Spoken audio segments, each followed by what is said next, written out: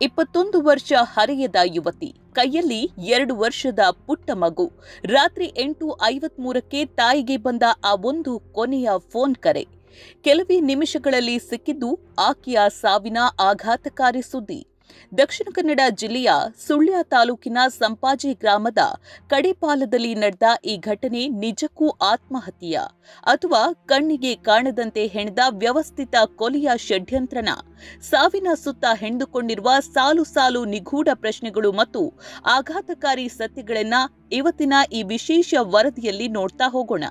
ಅದಕ್ಕೂ ಮೊದಲು ನೀವಿನ್ನೂ ನಮ್ಮ ಚಾನೆಲ್ನ ಸಬ್ಸ್ಕ್ರೈಬ್ ಮಾಡಿಲ್ಲ ಅಂದ್ರೆ ಈಗಲೇ ಸಬ್ಸ್ಕ್ರೈಬ್ ಮಾಡಿ, ಪಕ್ಕದಲ್ಲಿರುವ ಬೆಲ್ ಬಟನ್ ಅನ್ನ ಒತ್ತಿ. ಹಾಗೆ ಈ ವಿಡಿಯೋವನ್ನ ಕೊನೆಯವರೆಗೂ ಮಿಸ್ ಮಾಡದೆ ನೋಡಿ. ಸ್ನೇಹಿತರೆ, ಮೃತ ದುರಾದೃಷ್ಟಕರ ಯುವತಿಯ ಹೆಸರು ಫಾತಿಮತ್ ಇಶಾನಾ ಅಲಿಯಾಸ್ ನಿಶಾನಾ. ವಯಸ್ಸು ಕೇವಲ 21 ವರ್ಷ. ಕುಮ್ರಾದ ಸಾರೆಪುಣಿಯ ಬಡ ಕುಟುಂಬದ ಜುಬೈದಾ ಅವರ ಸುಪುತ್ರಿಯಾದ ಈಕೆಯನ್ನ ಸುಮಾರು 4 ವರ್ಷಗಳ ಹಿಂದೆ ಊರವರು ಹಾಗೂ ಸಾಮಾಜಿಕ ಕಾರ್ಯಕರ್ತರ ನೆರವಿನಿಂದ ಕಡೇಪಾಲದ ಅನ್ಸಾರ್ ಎಂಬವರಿಗೆ ವಿವಾಹ ಮಾಡಿಕೊಡಲಾಗಿತ್ತು. ಈ ದಂಪತಿಗೆ 2 ವರ್ಷದ ಪುಟ್ಟ ಗಂಡು ಮಗು ಇದೆ. ಪತಿ ಅನ್ಸಾರ್ ಕಳೆದ ಕೆಲವು ಸಮಯದಿಂದ ಬೆಂಗಳೂರಿನಲ್ಲಿ ಟ್ಯಾಕ್ಸಿ ಚಾಲಕನಾಗಿ ದುಡಿತಾ ಇದ್ದು, ಇಶಾನಾ ತನ್ನ ಮಗುವಿನೊಂದಿಗೆ ಕಡೇಪಾಲದಲ್ಲಿರುವ ಗಂಡನ ಮನೆಯಲ್ಲಿ ಅತ್ತೆ ಆಯಿಷಾ, ಮಾವ ಅಲಿವಿ ಹಾಗೂ ನಾದಿನಿ ಫಜೀಲಾ ಅವರೊಂದಿಗೆ ವಾಸವಾಗಿದ್ರು. ವಿಷಯ ಹದಗೆಟ್ಟದ್ದು ಜುಲೈ 18ರ ರಾತ್ರಿ ಸುಮಾರು 8:53ರ ಹೊತ್ತಿಗೆ ಇಶಾನಾ ತವರು ಮನೆಗೆ ಫೋನ್ ಮಾಡಿ ಅಳ್ತಾ ತನ್ನ ಗಂಡನ ಮನೆಯಲ್ಲಿ ಎದುರಿಸ್ತಾ ಇದ್ದ ತೊಂದರೆಯ ಬಗ್ಗೆ ಹೇಳಿಕೊಂಡಿದ್ಲು. ತಾಯಿ ಜುಬೈದಾ ತಕ್ಷಣ ಆಟೋ ಹಿಡಿದು ಮಗಳ ಮನೆಗೆ ಧಾವಿಸ್ತಾ ಇದ್ದಾಗ ಮಾರ್ಗ ಮಧ್ಯೆ ಇಶಾನಾಳ ಕೈಯಿಂದ ಫೋನ್ ಕಸಿದುಕೊಂಡ ಮಾವ ಅಲಿವಿ, ನಿನ್ನ ಮಗಳನ್ನ ತಕ್ಷಣ ಬಂದು ಕರ್ಕೊಂಡು ಹೋಗು, ಇಲ್ಲವಾದ್ರೆ ನಾನು ಅವಳನ್ನ ಕೊಂದು ಜೈಲಿಗೆ ಹೋಗ್ತೀನಿ ಅಂತ ಬೆದರಿಕೆ ಹಾಕಿದ್ದನೆಂದು ತಾಯಿ ಆರೋಪಿಸಿದ್ದಾರೆ.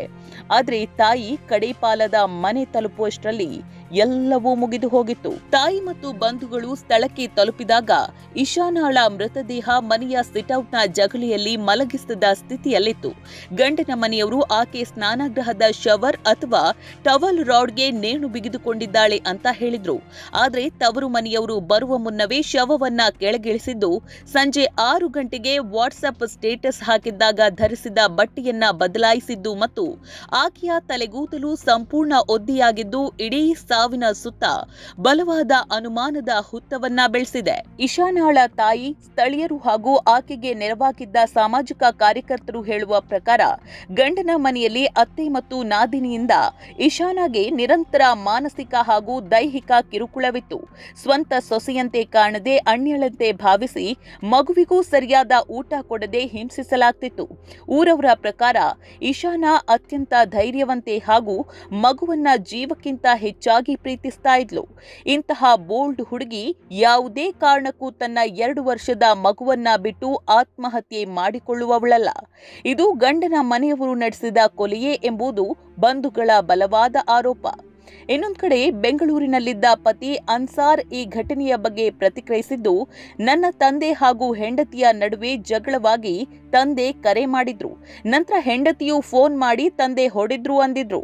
ನಾನು ವಾಪಸ್ ಕೇಳಿದಾಗ ತಾಯಿ ಮತ್ತು ಹೆಂಡತಿಯ ನಡುವಿನ ಜಗಳ ಬಿಡಿಸುವ ತಳ್ಳಾಟವಾಗಿದೆ ಅಂದಿದ್ರು. ಪರಿಸ್ಥಿತಿ ವಿಕೋಪಕ್ಕೆ ಹೋಗಿದ್ರಿಂದ ನಾನು ಅತ್ತೆಗೆ ಕರೆ ಮಾಡಿ ಇಶಾನಾಳನ್ನ ಕರೆದುಕೊಂಡು ಹೋಗಿ ಅಂದಿದ್ದೆ.